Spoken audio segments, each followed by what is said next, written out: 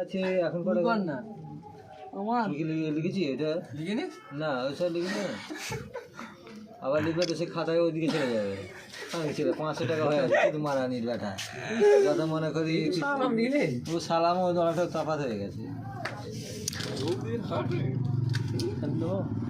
খেলা চলতে যায় না কমা দামি নেট পয়সা দিবিনি লোকে রিচার্জে লোকে রিচার্জের পয়সা দিবিনি কি করছে নেটওয়ার্কই নেই একটা মারাই ওরা 4টে 3টে